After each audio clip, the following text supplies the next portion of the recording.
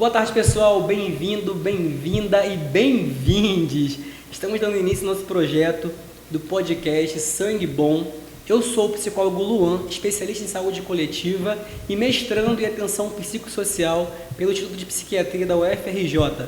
Juntamente comigo, está aqui a nossa colega também de curso, enfermeira Angélica Câncio.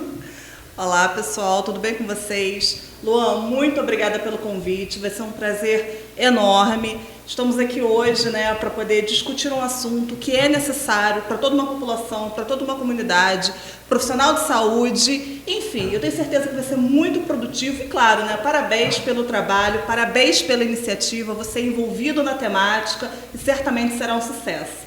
Show de bola! E também conosco o médico Felipe, doutor Felipe. Boa tarde, pessoal. Primeiramente, agradecer ao Luan pelo convite para poder estar aqui debatendo esse assunto que é de extrema importância para toda a população. A gente espera trazer aí novidades sobre tratamento, diagnóstico, muita informação e muito conhecimento para vocês. Eu também sou mestrando em atenção psicossocial pelo Instituto de Psiquiatria da UFRJ e vamos bater esse papo aí. Certo, e agradecer desde já o espaço cedido pela Faculdade de Miguel Pereira. Muito obrigado à Faculdade de Miguel Pereira. Gente, esse trabalho é um trabalho que tem todo um arcabouço teórico, psicológico, emocional envolvido, É um produto técnico da minha pesquisa, que tem como tema os efeitos psicossociais no processo de ressignificação do diagnóstico do vírus de HIV em pessoas negras de zonas periféricas. É um tema bem grande, mas a gente está aqui buscando entender, compreender um pouquinho mais as nuances psicossociais que perpassam aí o caminhar desse novo sentido à vida a partir do diagnóstico de HIV em pessoas negras e periféricas, certo? E então vamos passar aqui por alguns tópicos muito importantes. Vale lembrar que esse mestrado foi feito no tempo de 2 anos, que tem como nosso orientador aí, o professor doutor Otávio Serpa, já agradecer e mandar um abraço para ele. E vamos debater aqui saúde mental. Se você é envolvido na temática, se você tem vontade de saber um pouco mais, tem curiosidade, chega mais com a gente, que aqui é o teu lugar de bater um papo bem sangue bom, beleza? Chega mais, pessoal! Vamos lá, nosso primeiro tema aqui, vamos falar um pouquinho do trabalho, do modo geral, o que me incentivou a fazer esse trabalho, juntamente com meus colegas, debater um pouquinho qual a importância desse tema, muito atual. Vale lembrar agora que os últimos dados que foram divulgados aí pela Ministério da Saúde, mostrando que 61,7%, se não me engano, de pessoas que hoje em dia estão adoecendo, estão morrendo por AIDS no Brasil, a grande maioria são pessoas, infelizmente, pretas, E a maioria dessas pessoas vivem em periferia também, Então é um assunto de suma importância. A gente precisa falar um pouco mais sobre isso. Como é que se dá um sentido à vida a partir de um diagnóstico que outrora era tido como sentença de morte, Então aqui a Angélica vai nos ajudar aqui também a falar um pouco mais nessa perspectiva, dessa atenção psicossocial. Doutor Felipe também, que trabalha no CAPES, em São João de Meriti, vai falar um pouco mais também sobre a questão da saúde mental da população periférica. E vamos aqui introduzir cada vez mais. Esse trabalho, ele se deu a partir de uma vontade que me surge desde a faculdade de pesquisar como é que é o sentido que se dá depois de um diagnóstico, como eu falei anteriormente, que era a sentença de morte. O que perpassa na mente de uma pessoa periférica que vive outras nuances, bem antes do diagnóstico, como o racismo, como a vulnerabilidade social, o lugar, a economia, a questão política, cultural. Como é que é para essa pessoa, para esse indivíduo, dar um novo sentido à vida? Sabemos que, infelizmente, os dados não param de gritar aí, nos jornais, nas TVs, enfim, do número de pessoas no mundo aí fora morrendo ainda em pleno século XXI por AIDS, gente. Então é um assunto muito importante.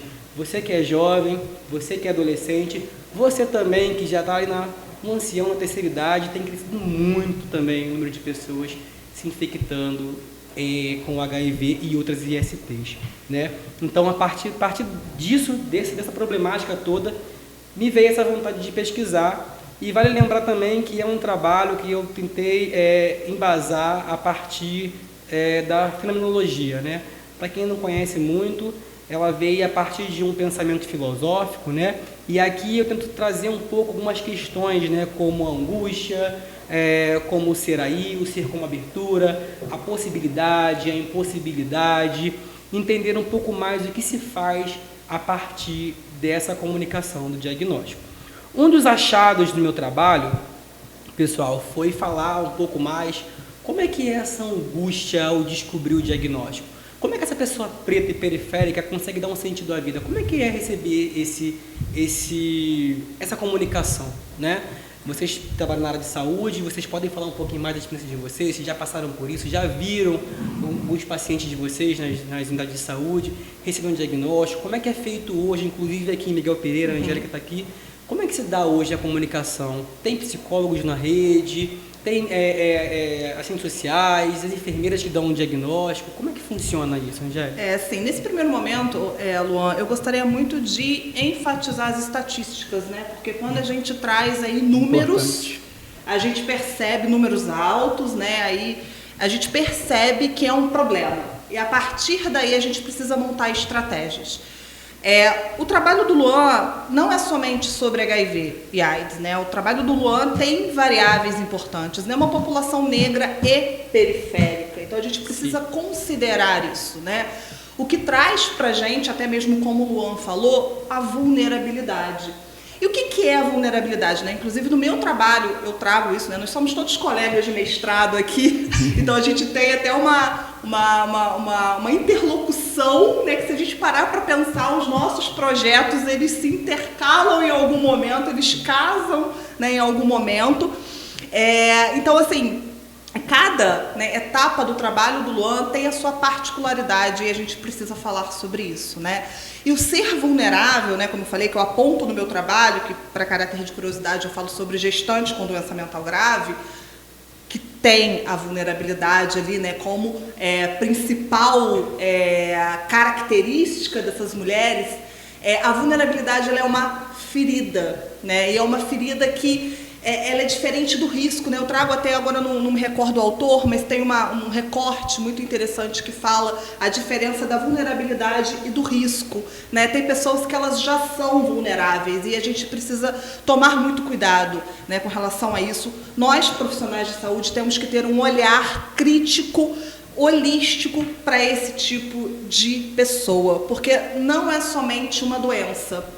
Não é somente o HIV. Como é que a gente cuida, né? Como é que é o tratamento? Tá, teu tratamento, você faz ali, cuidado com antirretroviral, não sei o quê, até o seu vírus inativar, beleza, pode viver vida normal. Não é isso, tá? Existem aí todo o contexto social envolvido e a gente precisa falar sobre isso, né? Hoje a gente tem que trazer a ideia de que os profissionais, né? A gente estava até conversando anteriormente, né? Eu estava conversando com o Felipe, e assim, Felipe, parabéns pela sua visão, pela visão humanista que ele tem. Sim. Com relação ao doente, né? Porque o doente, ele não tem somente a doença, né? Não é hospitalocêntrico, ele tem um contexto social envolvido e isso o adoece, né? Então, assim, a gente tem que trabalhar a questão racial, né? Antes da gente falar de qualquer coisa, a gente tem que trabalhar a questão racial. Antes de falar qualquer coisa, a gente tem que falar da questão do difícil acesso às pessoas que moram ali na periferia, porque aí bate de frente com a questão da educação, né? Será que a saúde conversa com a educação nas escolas, por exemplo, numa comunidade? Conversa, mas as crianças estão indo para as escolas, que não adianta nada se não chegar nessas crianças. Então tem tudo, né? Tudo isso está envolvido no trabalho do Luan, então a gente precisa falar. Como você trouxe, né? Eu trabalho aqui em Miguel Pereira, a minha experiência ela é de cidade pequena, sou professora aqui da Faculdade de Miguel Pereira e eu troco muita experiência com os alunos, né? E assim, aqui a gente tem uma realidade um pouco diferente de uma cidade grande, né? Os problemas são um pouco diferentes. Aqui nós temos, né, alguns casos de HIV e AIDS, nós temos casos de que a saúde não chega em determinados locais. É uma cidade que está crescendo, então, consequentemente, a gente vai ter aí uma população com uma dificuldade de acesso à informação, mas a gente tenta, né? Aqui, os postos de saúde, né? Cada bairro tem o seu postinho de saúde, as enfermeiras, os ACS, todos eles estão prontamente capacitados para poder atender essa população, né, voltada aí para IST, voltado aí para HIV e AIDS. A gente, inclusive, até recebeu aqui na faculdade, né, a coordenadora do programa municipal de IST, HIV e AIDS, e foi assim, cirúrgico, né, o contato com ela tem uma parceria aqui conosco, e ela faz um trabalho muito bacana aqui que cobre, a gente consegue ter uma boa cobertura com relação a isso. Mas, claro, tem as suas fragilidades, tem os seus desafios, né, Felipe? Sim, é muito importante falar sobre isso, né, porque quando a gente pega esses números, esses dados estatísticos, eles mostram para a gente que a população negra e periférica continua vivendo esse estigma e a educação e os acessos continuam sem chegar até essa população, né? Esse último dado levantado, né, pelo governo federal mostrou para a gente que o número de novos casos tem reduzido em relação à população geral no Brasil, mas que o grande número de pessoas de novas infecções ainda é na população preta.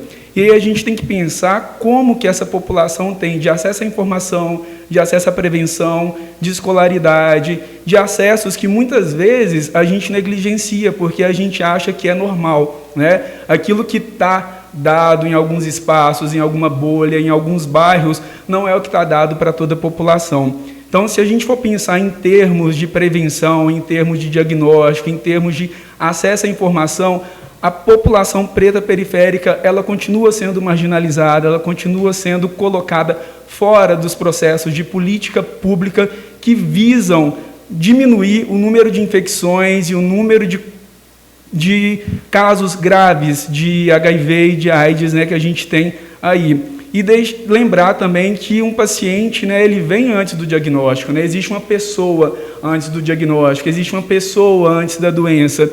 E quando você traz aí sobre essa angústia do ser com HIV, né, a gente consegue imaginar o que é que perpassa na cabeça de uma pessoa ao receber um diagnóstico que até 30 anos atrás, né, o vírus chegou aqui, foi descoberto, né, no Brasil pela primeira vez em 1982. Então, o que é que perpassa aí na cabeça dessa pessoa que antes era uma sentença de morte? E hoje nós não temos mais o diagnóstico do HIV como uma sentença de morte, felizmente. Hoje uma pessoa com HIV, ela vive normalmente, ela produz, ela trabalha, ela estuda, ela viaja, ela se envolve em relacionamentos.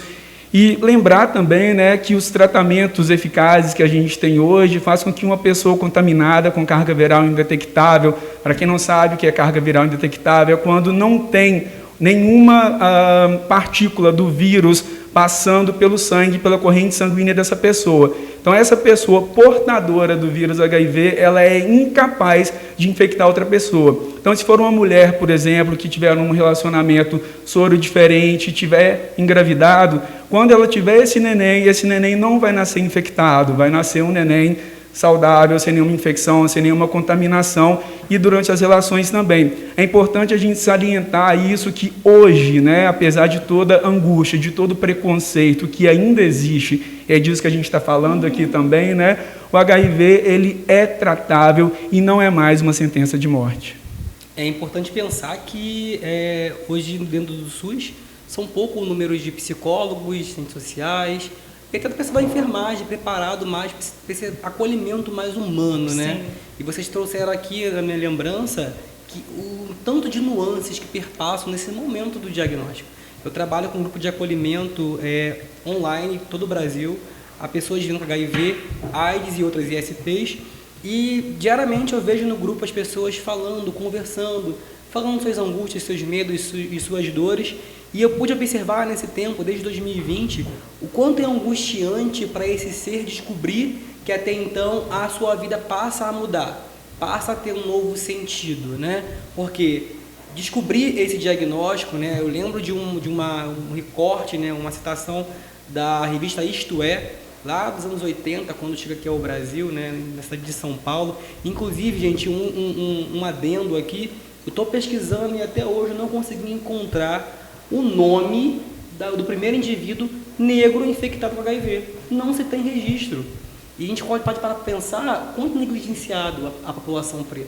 A gente tem um histórico de negligência muito grande em relação à população. Ao longo de séculos. Então, e não se sabe, né? É um vírus que veio lá de fora, foi acontecendo, chegou aqui na cidade de São Paulo em volta de 82/83, mas não se sabe quem é essa pessoa de fato, se é preto, se é branco, se é população, se é carente, se não é carente, se é vulnerável, se não é vulnerável, não se tem registro, né?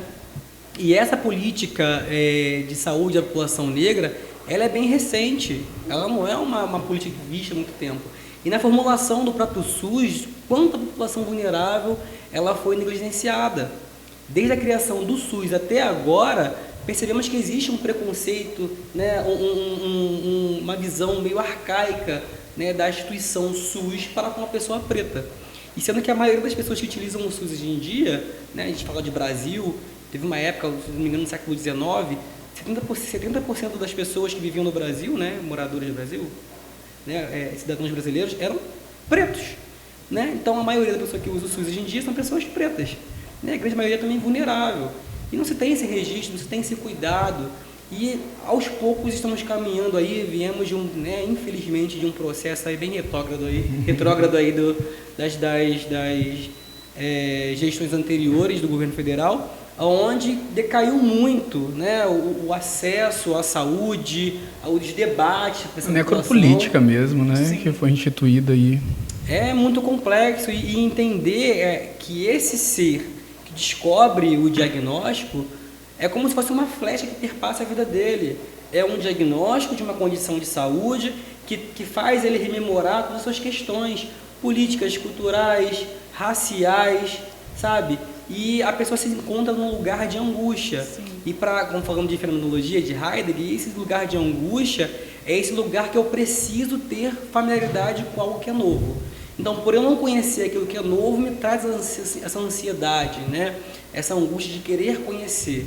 E aí se deparar com uma impossibilidade, porque uma pessoa, ela, ainda mais aqui, né, no Ocidente, né, a gente já nasce, né, e já tem essa imputação, essa introjeção de você precisa vencer, você precisa estudar, precisa trabalhar, precisa ter sonhos, precisa sustentar sua família, casar, etc. Também é uma questão muito a ver com a religião também, que vivemos no Brasil, um país muito religioso. E aí uma pessoa cheia de planos, cheia de sonhos, chega lá no hospital, vai fazer um exame, né, vamos falar isso mais para frente, de testagem, e descobre uma condição de saúde como essa. E aí não tem esse acolhimento mais humano, esse acolhimento de poder ouvir, de entender aquela angústia, e é colocado num lugar de comum.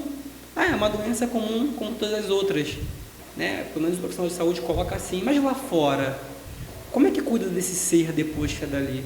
Né? O número de pessoas que vem cometendo suicídio também vem crescendo a partir dessa angústia. Não se sabe mais o que fazer.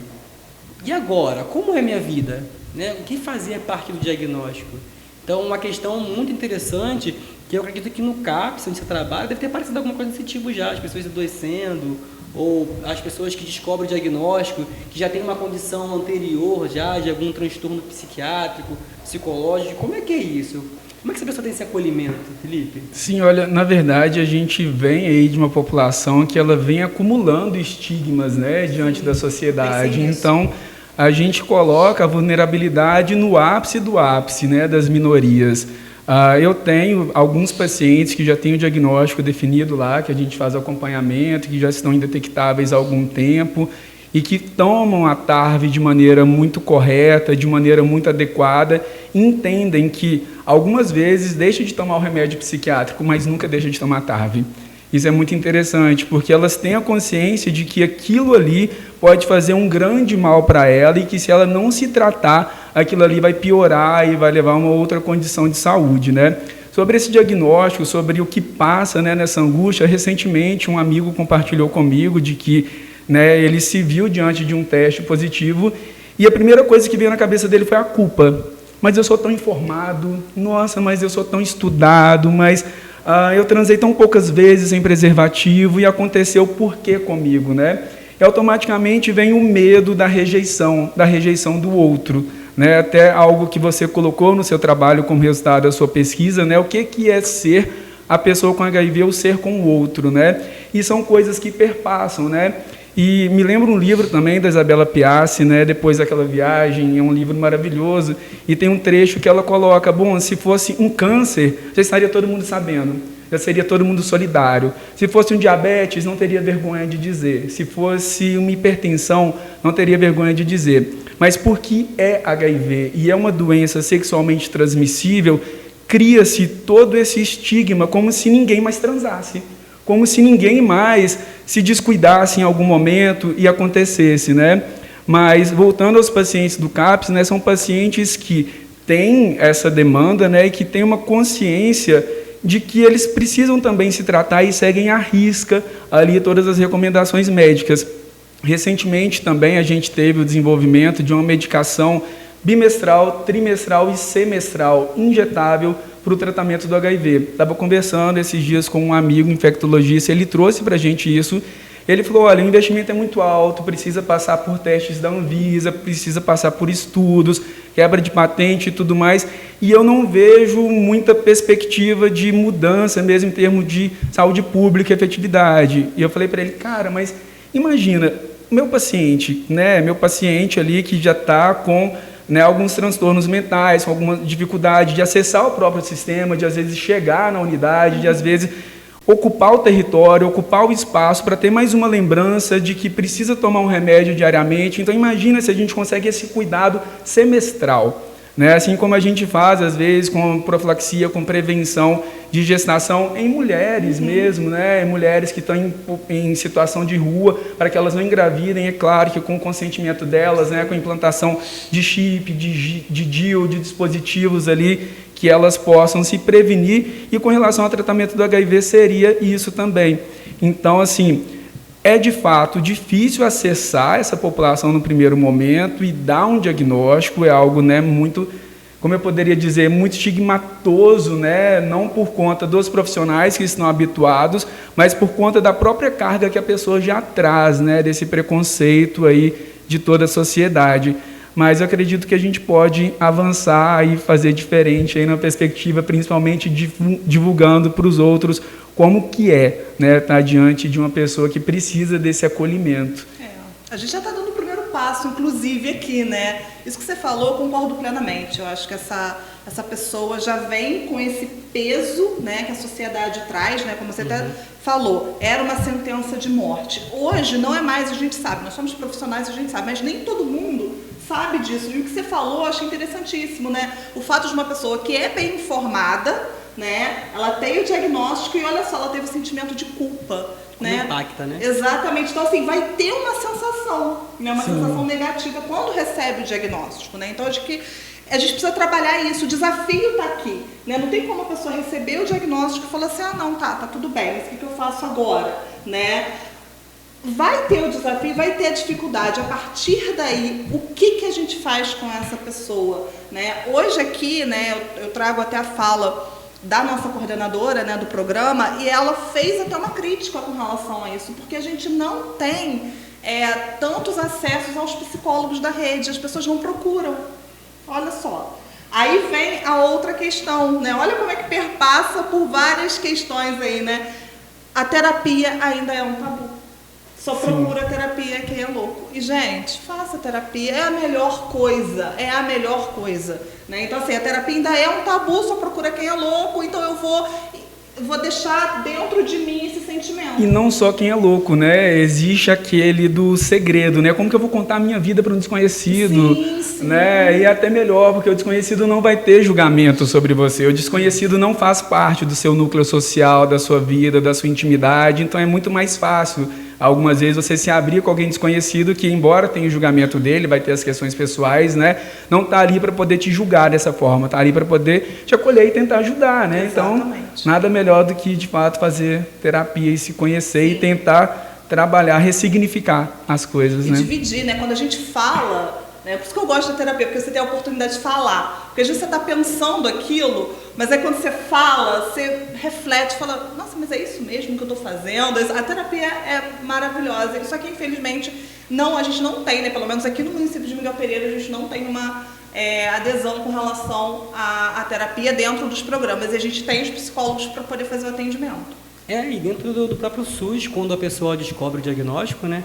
Na minha opinião, deveria ter mais psicólogos, mais profissionais preparados, até também atenção psicossocial, para poder fazer esse acolhimento, né, desse pessoal, porque, como a gente está falando aqui, né, eu citei a Isto É, mas não falei o que eles estavam falando, né? No ano que chegou aqui no Brasil, né, a revista Isto É, cometeu uma grande gafe, né, de dizer que era uma praga gay, um câncer gay, peste gay, né, e estigmatizou muito, e como marcou, a gente consegue ver até hoje alguns jornais de época, revistas, aquelas imagens absurdas de pessoas, né, em situações péssimas, e as pessoas, quando descobrem um diagnóstico, elas imaginam como ficar dessa maneira, que elas vão chegar a esse ponto de adoecer, de ficar, né, como muitos dizem, senso comum, pele e osso, que vão ficar irreconhecíveis. Gente, não é assim, né? Os remédios são bem eficazes, são remédios até hoje, então, de primeira linha para o Brasil, vamos dizer assim, os remédios que são maravilhosos, e você aí que descobriu seu diagnóstico, né, há pouco tempo, faça adesão ao tratamento, procure o SUS, procure um profissional habilitado, converse sobre isso, como a Angélica falou, né? Falar é importante, né? Você desata vários nós, porque às vezes você fala para a pessoa, para um amigo, para um colega, vamos falar também sobre isso daqui a pouco, né? Mas você não se ouve, né? Você não para se ouvir. Na terapia, o psicólogo ali, o terapeuta, o psicanalista, enfim, ele está te devolvendo aquilo. É como se fosse você se vendo no espelho, falando para você mesmo, mas esse espelho é a pessoa que vai digerir o que você fala, melhorar aquilo ali, te devolver para que você crie seus insights. Os insights são aqueles estalos, então é isso, e aí você vai modificando, tomando consciência. Tomar consciência é para além de compreender e entender. É você, de fato, ativar todo o seu sistema sensorial para aquilo, o apontamento daquilo, né? Então, descobrir um diagnóstico sendo preto, periférico, a grande maioria pobre, né, que mora em situação, e outra questão, falando em situação de pessoas em situação de rua, né, como é que você faz esse diagnóstico? Como é que testa essa população? Eu fui numa palestra da UERJ falando sobre HIV no passado, e tinha um profissional de saúde falando sobre isso, a dificuldade que se tem de fazer testagem nas pessoas em situações de rua. Porque o próprio protocolo, né, ele é antigo, ele pede ali para a pessoa colocar esse endereço. Como é que uma pessoa em situação de rua não... Então, foi isso que eles falaram lá, né, que a grande maioria naquela época, não sei se mudou alguma coisa nesse momento, né, ano passado, em 2022, quase me perdi aqui, estamos em 2024, né, 2022, eles não tinham como, muitas das vezes não tinha como testar esse pessoal, porque dentro do sistema do SUS tem que colocar endereço, identidade, CPF, essa burocracia, e como isso afasta essa população, né? E a grande maioria da população em situação de rua são pretas, pessoas pretas, né? E como é que faz isso?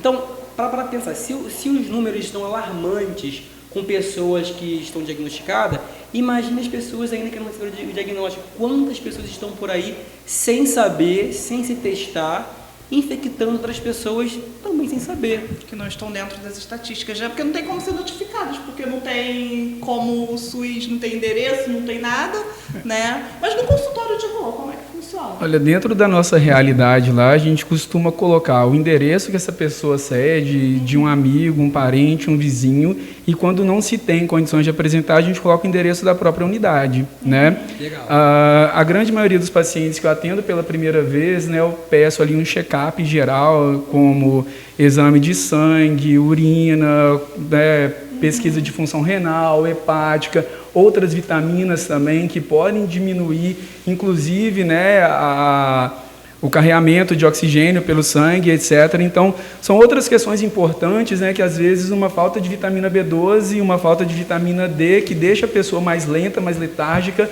pode ser confundido com diagnóstico de depressão ou qualquer outra coisa, né? Então, antes de iniciar qualquer tratamento medicamentoso, eu gosto de fazer essa triagem, né, dos pacientes, e eu sempre pergunto se gostaria de fazer, né, um teste para HIV e se havia tido algum tipo de exposição, né, a sexo sem preservativo ao longo do ano, e a grande maioria acata, né? Ainda não apareceu para mim nenhum diagnóstico desses pacientes que eu pedi, mas já chegaram outros pacientes que já tinham diagnóstico prévio e que seguem fazendo o duplo controle.